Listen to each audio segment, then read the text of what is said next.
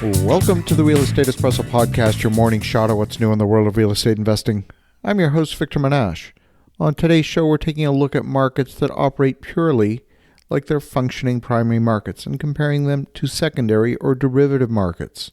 Primary markets are essentially what it sounds like. If you want to buy tomatoes, you go to the farmer's market and you buy tomatoes for dinner.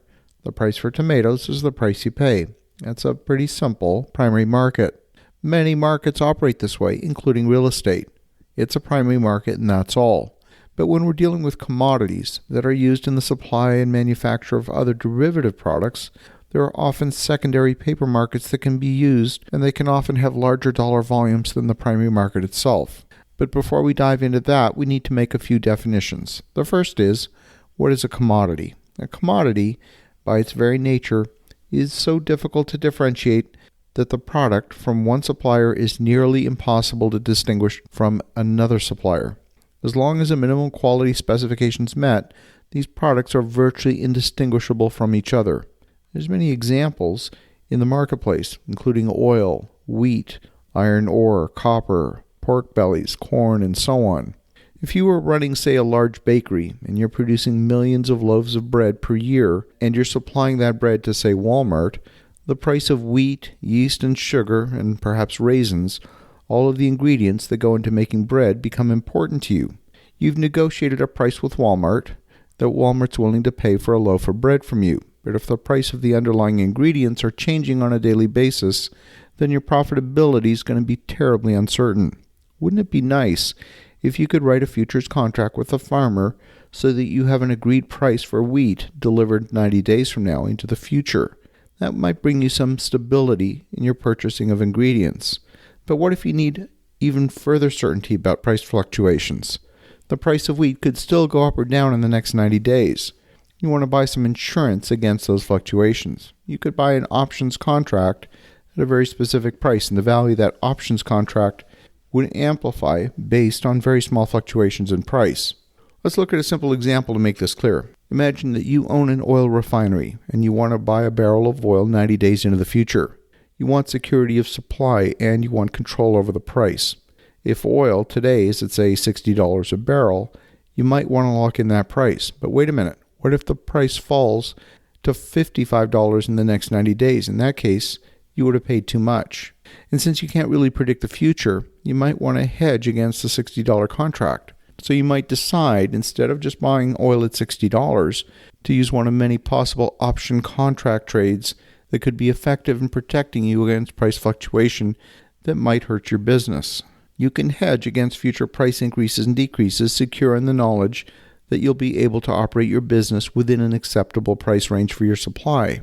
These additional option trades can be thought of like an insurance policy against price fluctuation. But these are all legitimate trades that are conducted for the purpose of feeding your business with a commodity that you're going to need to operate at a price you can live with. If your commodity is particularly volatile, then you might want to spend more on this kind of commodities futures contracts and the associated hedging strategies. It's there to protect your business. Southwest Airlines, for example, is famous for using very effective hedging techniques to secure the lowest average fuel costs in an industry where profit margins can be affected materially by oil price fluctuations. But in addition to the people in the oil industry, there's a lot more options traders who are simply trading the paper. They're trying to make money from trading the paper, and they have no intention of ever taking delivery of a barrel of oil or a rail car full of wheat. The fact is, it's estimated that 90% or more of the trades of these derivative financial instruments have nothing to do with the end consumption of the commodity. When there's a large volume of trades that have nothing to do with oil or wheat or copper, they're simply trading paper. They could be trading baseball cards or any other piece of paper. Okay, so what does this have to do with real estate?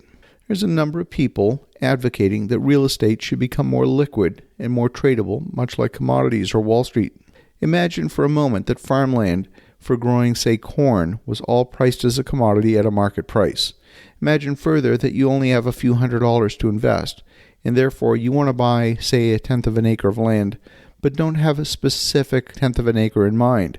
You're buying a piece of paper that could be literally anywhere, and that option contract, when it expires, you would take delivery of your tenth of an acre. But what if you're just trading paper, no different than oil or wheat or an ounce of gold? Would these paper trades make real estate, in fact, more liquid? Would it improve the efficiency of the real estate marketplace? Whether this approach would be beneficial or not ties back to the very start of the conversation about the definition of a commodity.